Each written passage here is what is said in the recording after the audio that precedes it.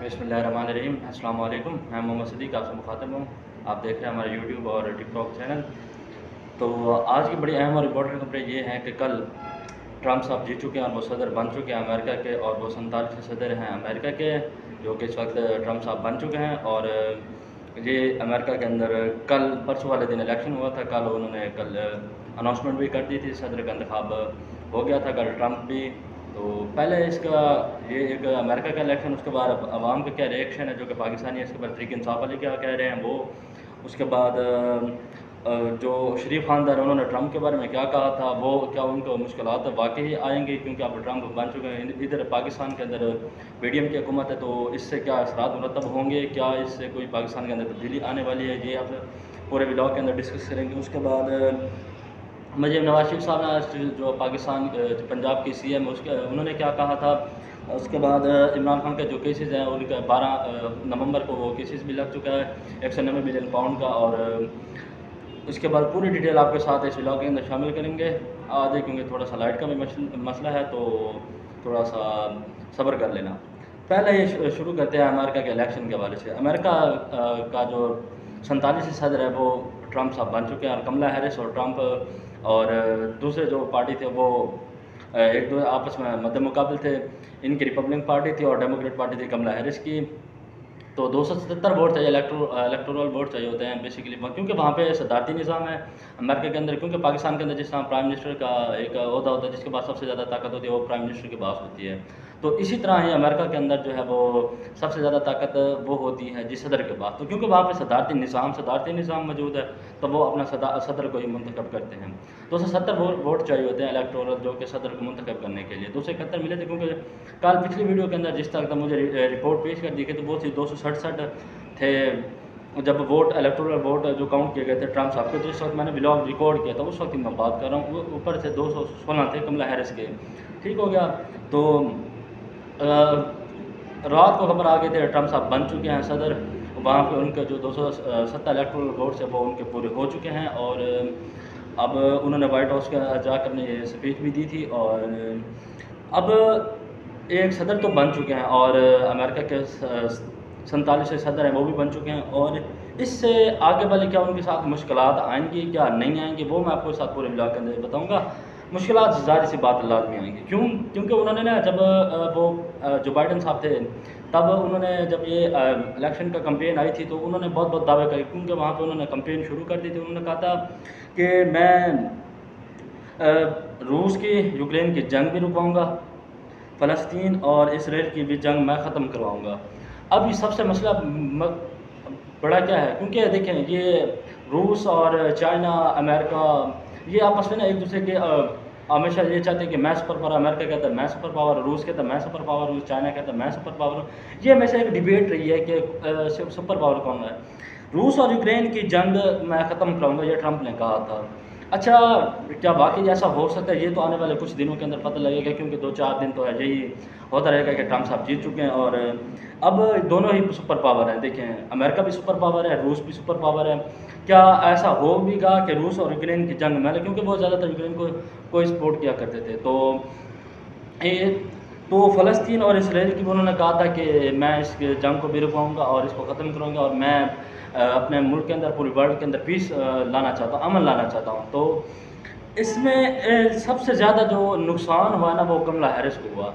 Israel और फ़लस्तीन और Ukraine की जो जंग है, इससे सबसे ज़्यादा नुकसान क्यों, ये भी कैंपेन अपनी जारी कर रहे थे। तो इसराइल और फ़लस्तीन की जो जंग है उसमें सबसे ज़्यादा जो सपोर्ट किया गया था, जो बाइडन की हुकूमत ने वो सबसे ज़्यादा सपोर्ट किया था इसराइल को।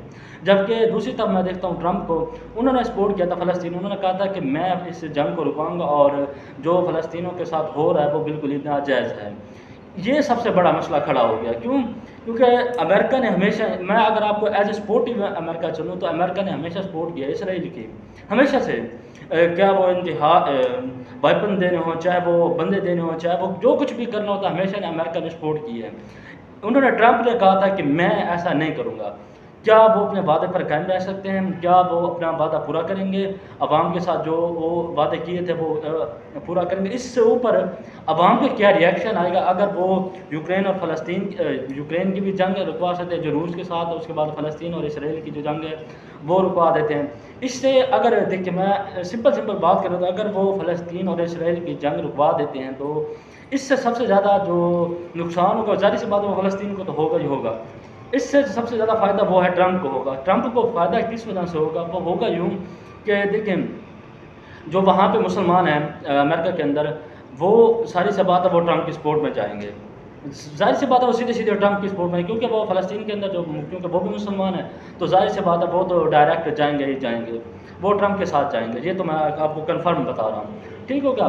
इससे अमेरिका के अंदर जो लोग हैं, उन पे क्या इम्पैक्ट पड़ेगा? अमेरिका के अंदर लोगों के ऊपर बहुत ही ज़्यादा इफ़ेक्ट पड़ेगा, बहुत ही उस पर असरअंदाज़ होगा। क्यों? देखें, उन्होंने वादा किया था कि मैं इसराइल और फ़लस्तीन की जंग जो है वो रुकवा दूँगा। अगर वो रुकवा देते हैं तो ज़ाहिर-सी बात है जो लोग वहाँ पे खड़े हुए, आपको एक और मज़े की बात बताऊँ, जो सबसे ज़्यादा वोट पड़े हैं ना अमेरिका के अंदर ट्रंप को, वो सपोर्ट किस वजह से करने पे, वो है फ़लस्तीन और इसराइल की जंग की वजह से। जो फ़लस्तीन के साथ खड़े हुए तो ज़ाहिर-सी बात है वो डायरेक्ट उन्होंने वोट डाला था ट्रंप को, क्योंकि उन्होंने मुख्तलिफ जगह पे कह दिया था कि मैं अमन लाना चाहता हूँ। अब एक तरह से इनका इम्तिहान भी है, एक तरह से इनके लिए मुश्किलात भी पैदा हो चुके हैं। जो पीछे हुकूमत ने अगर कोई वो उनके मुताबिक मैं अमेरिका के मुताबिक ये कहता है कि उनकी इकॉनमी ठीक नहीं थी, वो हमेशा जंग की तरफ जा रहे थे, और अगर ऐसा है तो देखते हैं क्या बनती है आगे जाके, इनके लिए इम्तिहान भी है। ये वहाँ पे मुश्किलात भी घड़ी भी हैं, और वहाँ पे जो मुसलमानों ने वोट दिया था ना वो भी इसी वजह से दिया था। एक तो ट्रंप के, जो पाकिस्तानियों ने वोट दिया था वो इमरान खान की वजह से दिया, क्योंकि वहाँ पे जो सबसे ज़्यादा जो वोट लेते रहे ना वो इमरान खान का नाम लेते रहे, वो अहमद मीर साहब ने इसको रिपोर्ट किया था। ठीक हो गया? अब इस पे ना पूरे इलेक्शन की कैंपेन को देखें तो बड़ी स्मूथली कैंपेन चली थी। ट्रंप ने भी अपनी कैंपेन चलाई, कमला हैरिस ने भी अपनी कैंपेन चलाई, उसके बाद इंडिपेंडेंट ने भी अपनी कैंपेन चलाई, दूसरे लोगों ने भी अपनी कैंपेन चलाई। ठीक हो गया? इससे साबित क्या होता है, मैं अगर कंपैरिजन करूं पाकिस्तान के इलेक्शंस का और अमेरिका के इलेक्शन का, तो इससे हमें साबित क्या होता है? इससे साबित ये होता है कि क्योंकि वहाँ पे सदारती निज़ाम है, तो वहाँ पे ये इख्तियार सदर के पास होता है कि वो इस हुकूमत को वो कर देते हैं, आवाम पे तशद्दुद करते हैं, आवाम पे नहीं करते, क्योंकि अब सदर है तो वो उन्होंने अपना काम दिखाना होता है। ठीक हो गया? पहले वहाँ पे कोई ऐसा काम नहीं होता रहा कि वो इस तरह करते रहे कि वो आवाम को मार दे। ये पाकिस्तान नहीं है ये, बल्कि अमेरिका है, जो कि वहाँ पर वो लोग क्योंकि सपोर्ट करते हैं, उन्होंने पता है कि आज हमने न दिए तो कल को ये 40 साल में पीछे धकेल देंगे। ठीक होगा? वहाँ पे आप देखें तो जो बाइडेन की हुकूमत थी, वो चाहते तो इस तरह कर भी सकते, ज़बरदस्ती करते थे, माओ बेटियों को सबको उठा सकते थे, लेकिन उन्होंने नहीं किया। उन्होंने कहा था ये हम आवाम की सपोर्ट में, ये अपना अपना नज़रिया है कि कौन उसको सपोर्ट करता है, ट्रंप को सपोर्ट करता है, कौन जो बाइडेन को सपोर्ट करता है, ये हर किसी का अपना तो अब पॉइंट ऑफ व्यू है हर किसी का। अगर मैं इसी का कंपेरिजन पाकिस्तान के साथ करूँ तो एक तो वहाँ पे फॉर्म 47 के ऊपर हुकूमत आई है। ठीक होगा? इनका डायरेक्टली देखे जो बाइडेन की हुकूमत थी, जहाँ पे पीडीएम की निगरान हुकूमत थी। ठीक हो गया? उन्होंने कितना सपोर्ट किया? क्या एस्टैब्लिशमेंट ने नहीं सपोर्ट किया होगा अमेरिका को? यहाँ पे भी वही काम हुआ। ठीक हो गया? उसके बाद यहाँ के रातों रात तरमीमें कराई जाती हैं, अभी अभी रातों रात माँ बेटियों को उठाया जाता है, बेटियों को उठा के आप तरमीमें करा देते हैं, जी बेटी दे जाओ, सॉरी अपनी बेटी ले जाओ, तरमीम को के लिए वोट दे जाओ, पैसे ले जाओ, तरमीम के लिए वोट दे जाओ। ये पाकिस्तान के इलेक्शन की मैं बात कर रहा हूँ कि रातों रात जो जीते गए थे उनको हरवाया गया, जो हरवाया गया वो आज हुकूमत कर रहे हैं, जो जीता हुआ शख्स है वो आज जेल के अंदर बैठा हुआ है। ये पाकिस्तान के इलेक्शन के हालात मैं बता रहा हूँ। ठीक हो गया? ये पाकिस्तान है जो आप ये समझे ना कि ये सब कुछ उस दिन नेट भी बंद कर दिया था, उस दिन सब चीज़ें बंद कर दी, मोबाइल सर्विस भी बंद कर दी थी, कि वजह क्या बनी? आप जब 47 के ऊपर हुकूमत करके आते हैं ना, तो आप ये नहीं चाहते कि तरीके जब आप ट्विटर खोलें तो वही आप वही पढ़ रहे हो कि आज ये कर दिया मरीम नवाज ने, ये कर दिया, आज पीएम ये करने जा रहा है, सीएम ये करने जा रहा है, उसके बाद ये करने जा रहा है, फेसबुक खोले आपके साथ वही चीज़ें हों, शामिल हों, तो वो एक तरह से इंसानी साइकेट्रिस्ट की वो एक दिमागी सुन हो जाता है कि यार इतनी तनकीद हम बर्दाश्त नहीं करते। तो जाहिर सी बात है आप उसको मीडिया को तो आज़ाद रख ही नहीं सकते, ये तो कन्फर्म बात है, आप मीडिया को आज़ाद कभी नहीं रख सकते। जब आप एक सिंपल सी बात है, जब आप एक कत्ल करके हैं तो आप उसकी पहले वीडियो बनाएंगे, ये देखें मैं उसको वीडियो बनाऊंगा, नहीं ऐसा नहीं होगा। कत्ल करके आप लाजमी चाहेंगे कि भाग जाएँ किसी न किसी तरीके से, ये किसी न किसी तरह से ये रपट ख़त्म हो। तो ये भी वही हालात हैं कि जब आप एक तरह से आप कोई गलत काम करते हैं तो सारी सी बात है उसका इम्पैक्ट तो आना ही आना है, क्योंकि वही गलत है तो वो बात गलत है। इसके ऊपर सलमान खान जो बॉलीवुड के एक्टर हैं, तो उनके वाले साहब सलीम साहब ने एक मरतबा बात की थी, उन्होंने कहा था आंसू आएँ तो खुद पूछना, लोग आएंगे तो सौदा करेंगे।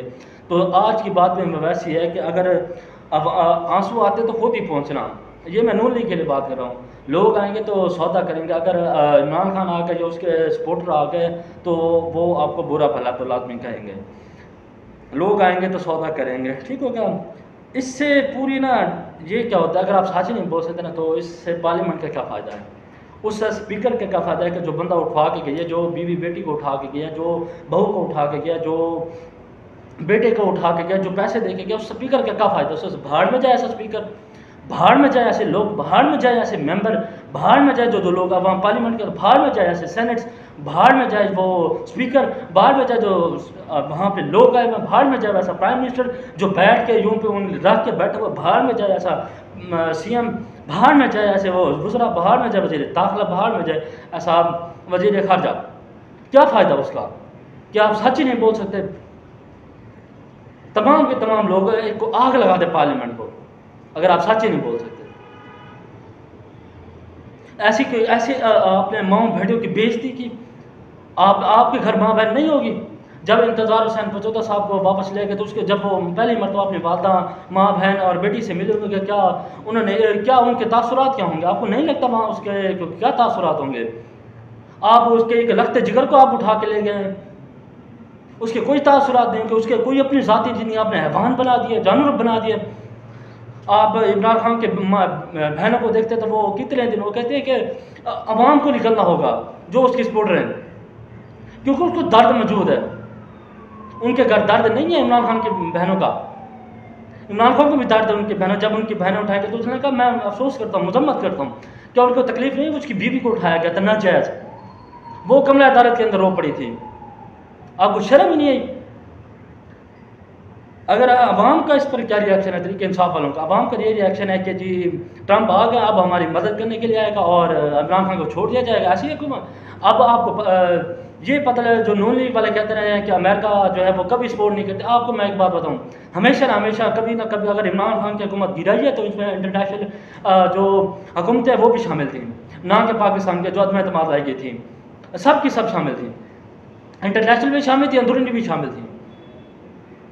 और इससे क्या आवाम, आप कह लेंगे ऐसे इमरान खान छूट के आ जाएगा, ऐसे ही इमरान खान को रिलीज़ कर दिया, ट्रंप आ गया तो हम ऐसे छोड़ देंगे अवाम को? जब तक अवाम नहीं निकलेगी तब तक नहीं, कुछ भी नहीं हो सकता। वो भी एक पैसे प्रोटेक्ट्स के साथ ये जल्द से कर रही हैं स्वाभाविक के अंदर, इसका क्या इम्पैक्ट आता है वो आगे जाके देखो। अगर ये अपना कंपेन जारी रखते हैं तब जाके आगे ये अपना कामयाब होंगे, अदरवाइज ऐसा नहीं होगा कि आपको प्लेट के अंदर जाके चावल दे दिए जाएंगे और आप जाते खाते रहे, ऐसे नहीं होगा। आपको खुद को जाके उसके लिए मेहनत करनी पड़ेगी, आपको उसके लिए सामान लाना पड़ेगा, आपको उसके लिए प्याज काटने पड़ेंगे, आप उसके लिए चावल लेने पड़ेंगे, आपको टमाटर लेने पड़ेंगे। अगर आप बिरयानी बनानी है, चावल बनाने हैं, आपको बड़ी बड़ी प्लेट ऐसे नहीं दी जाएगी।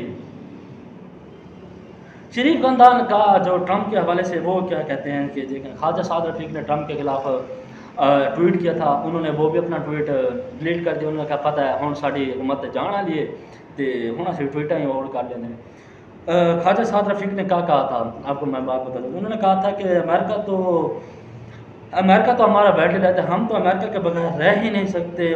अगर अमेरिका ने कुछ कर दे तो हम तो सड़कों पे आ जाएंगे, हमारा तो कख नहीं रहेगा, हमारा तो ये तो सब कुछ ले जाएगा। ये तो हमारे जब इस सैलाब आता है तो सब कुछ लेके भाग जाते, सब पाकिस्तान के अंदर आया था तो ये तो एक सैलाब की मानद है, अगर ये आ गया तो इसने तो सारा गेम ही पासा पलट देना है। तो जो ये कहते हैं ट्वीट्स वो भी कल डिलीट कर दी गए। उसके बाद एक तो एहसन इकबाल साहब ने ट्वीट डिलीट कर दी, उसके बाद हिना परवेज़ साहिबा ने ट्वीट अपना डिलीट कर दिया। हिना परवेज़ साहिबा ने कहा था कि खुश आमदीद जो बाइडन, खुश आमदीद, मोस्ट वेलकम जो बाइडन साहब, आप आ गए हैं तो अब दुनिया के अंदर अमन आएगा। अमन क्या खाक है कि आपने फ़लस्तीन और इसराइल की जंग छिड़वा दी और आप खुद उसको वेपन पेश कर रहे हैं, आपने क्या खाक ये जंग आपने रुकवानी है। तो वो भी कल उन्होंने अपना जो है वो ट्वीट्स डिलीट कर दिए हैं। उसके बाद जो प्राइम मिनिस्टर ने क्या कहा था कि बैगर कांट भी लो जाता, हम बेकार ही हैं। ये जो लोग होते हैं ना, ठीक है, ये जो भी सोचते हैं ना, जो इंसान की जो सोच होती है ना, एज ए साइकेट्रिस्ट मैं कुछ बंदों से मिला हूँ खुद पर्सनली, तो वो साइकेट्रिस्ट ये कहते हैं कि इंसान के जो भी अगर आपने कुछ बोलना हो तो उसके एमरजेंसी सूरत हाल में वो सवाल पूछो, जो भी जहन के अंदर आएगा ना तो उससे ये कह देना कि जो जहन में अंदर वही बात कह देना। तो वही बात अगर आप कह दें तो जो सोच होती है ना इंसान की, वो ये सामने आ जाती है। ये ख़ुद भी बेकार है, हमेशा इनकी सोच भी बेकार है, और ये कभी पाकिस्तान के प्राइम मिनिस्टर बन ही नहीं सकते। मैं आपको क्लैरिटी के साथ ये बता रहा हूँ। ये इतने काबिल भी नहीं है, ये इतने काबिल ही नहीं है इनको जाकर प्राइम मिनिस्टर का सौदा ऐसे ही पेश कर दिया जाए, जो प्राइम मिनिस्टर की सीट से ऐसे ही पेश कर दी जाए। उसके बाद मरियम नवाज़ साहबा ने कहा था ट्रंप जाते जाते इस मुल्क पर हमला किया, वो उसका रिपीट था पाकिस्तान ट्रंप के जाने से। अब मैं पूरी कोशिश है कि जो अपना शॉपिंग जो ये पाकिस्तान का जो ट्रंप है, मतलब इमरान खान साहब, जो इनका सौदा सामान है वो प्राइम मिनिस्टर हाउस से लेकर जाके चला जाएँ, और जो भी सौदा सामान है अपना उठा लें, और यहाँ से 2-4 होकर निकल जाएँ, ठीक है, 2-4 होकर 11 हो जाए बस। उसने कहा था, ये कहा था मरियम नवाज़ साहबा ने, ठीक हो गया। अब देखते ये हैं कि ये मरियम नवाज़ साहबा जाते हैं कि इमरान खान जाते हैं, ये अपने आने वाले कुछ दिनों के अंदर पता चलेगा। ऊपर से नवाज शरीफ साहब भी वहाँ पे बैठ के उन्होंने कहा अगर जो बाइडन जीत गया तो ये हमारे लिए खुशकिस्मती हो कि वहाँ पे जाकर उन्होंने अपने ऐसे नीचे बैठ कर उसने कहा मेरी लाश से गुजरना पड़ेगा अगर जो बाइडन ने जीता। अब वो लाश कहाँ पे जाती है ये हमें पता नहीं। उसके बाद शहबाज शरीफ साहब सलमान के लाश, उन्होंने कहा मेरी लाश से गुजरना पड़ेगा अगर जहाँ पे कुछ हुआ तो। इमरान खान साहब बाहर आ गए तो उधर से नवाज शरीफ साहब भी जोर लगा रहे हैं, ऊपर से मरियम नवाज साहब लंदन जा रहे हैं, ऊपर से जरदारी साहब भी दुबई हैं, उनके पाँव के अंदर फ्रैक्चर आ चुका है। इससे पूरे का पूरा खुलासा क्या है कि अब इनको सबको लाले पड़ चुके हैं, सबको एक सबको नहीं, सबको लाले पड़ चुके हैं। अब आगे जाके क्या असरात मुहैया होंगे, इससे क्या इम्पैक्ट पड़ेगा पाकिस्तान के ऊपर, पाकिस्तान की इकॉनमी के ऊपर। इमरान खान साहब बाहर आने वाले हैं, क्या इमाम निकलेगी इमरान खान साहब के लिए, ये सबसे बड़ा सवाल होगा। अब तक के लिए इतना ही। हमेशा हमारे साथ रहिए और हमेशा सपोर्ट करती रहिए इस चैनल का भी और मेरा भी। तब तक के लिए अगले ब्लॉग तक इंतज़ार कीजिए। तब तक के लिए अस्सलाम वालेकुम।